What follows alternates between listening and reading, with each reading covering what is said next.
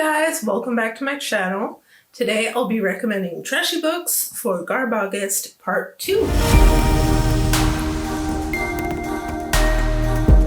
Alright, so as a continuation to Part 1, which I will link below, in this video I'm going to tell you about a few books for weeks 3 and 4 of GarbAugust that I would have read had I had more time, more money, more everything. These were on my list for my TBR, and for some reason, one or the other, not because of their quality, they didn't make it to my list. Just saying that because I haven't read these yet, so I can't say 1000% for sure if they're good or bad. They just seem really good and cool, worth a read for trash. So, week 3 of GarbAugust's theme is novelizations or books by famous people. So 2 novelizations and 2 books by famous people here. The first novelization that I really wanted to read, and I might actually read this later in the year, is the Friday the 13th novelizations. So there have been many. But the first one officially, I forget the year. Oh, I wrote it down. In 1983, the first novelization was by Michael Avallone. And Friday the 13th has been, it's one of my favorite horror franchises. My all-time favorite is Chucky, but Friday the 13th is up there. And I would have loved to read the novelization. I've also never read any novelizations before, so anyway. And the second one that was a close second, which franchise I also love, is the Ghostbusters, the Supernatural Spectacular, and that one was by Richard Mueller. So also, maybe I'll read it later, because Ghostbusters are really cool. I love the Ghostbusters. For books by famous people, these are books that I actually have in physical copy. The first books, not just book, is, as I said in my GarbAugust video, I went through my parents' shelf for this week and I found a bunch of Dave Barry books. So Dave Barry is a comedian from the 80s who did comedy, published books, and a few other things, which I can't remember.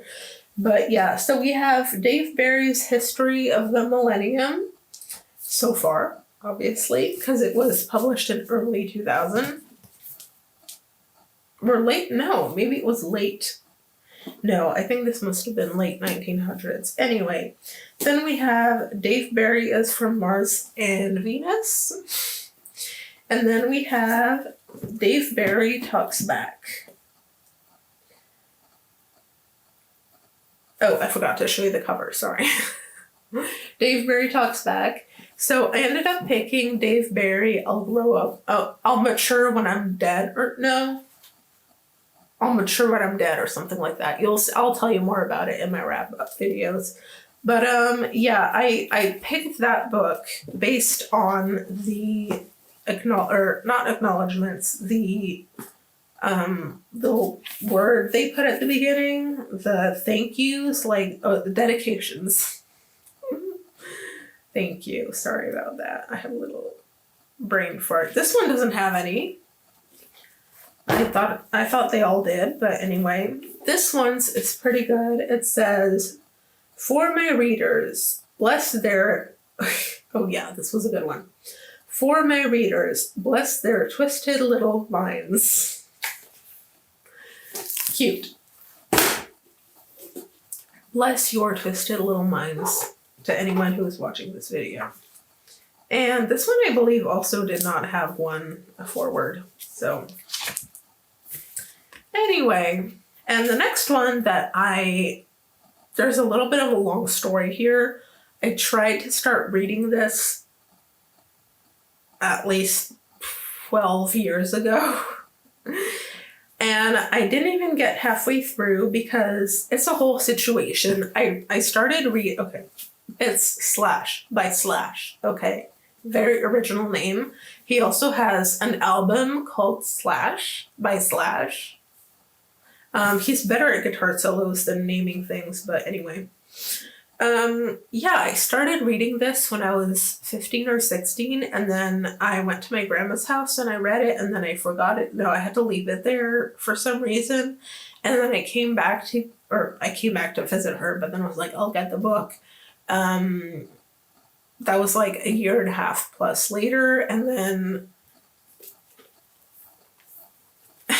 then TSA happened. So I'm a little bit scared to read this book just because of its fragility. Yeah. I got to the part where everyone got crabs from the same girl.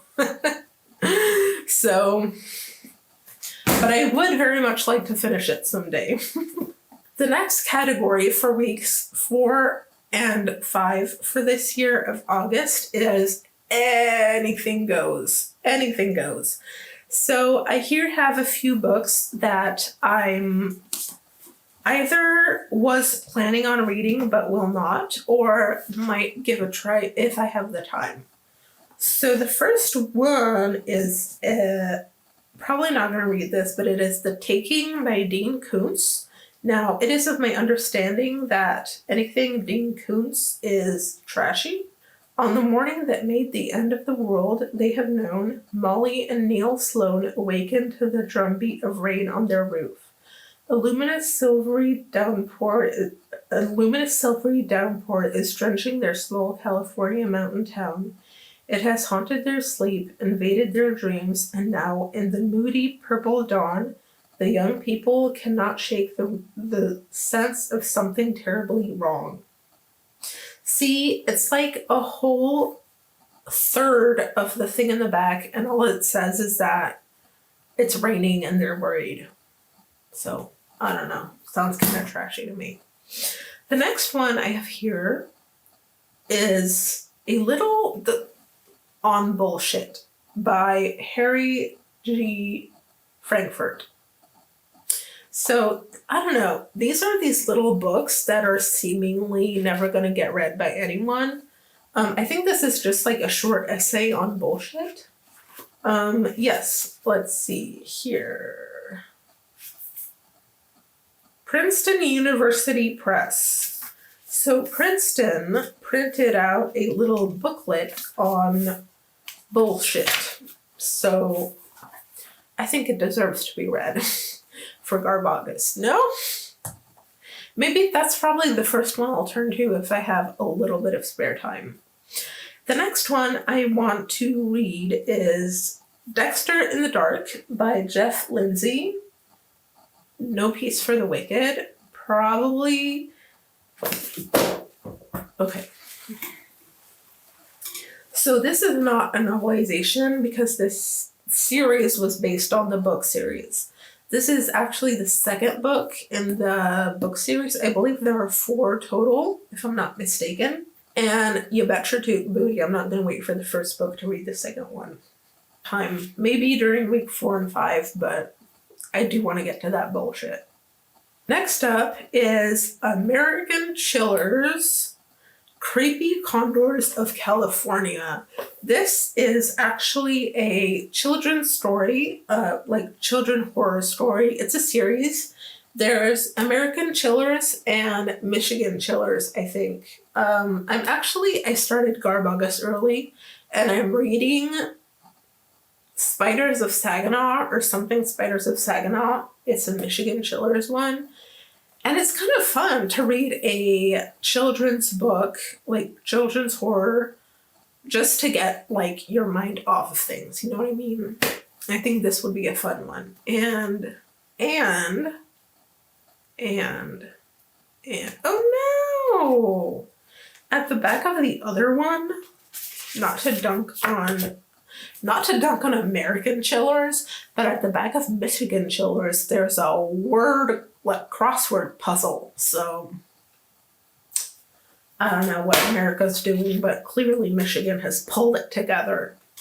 The last one is not really a book, so this is in French, but this is a book that actually she's a YouTuber, published, at least 10 years ago. This is old stuff, but it's parodying like People magazine or like a Vogue magazine stuff with just very stupid things like stuff like this, or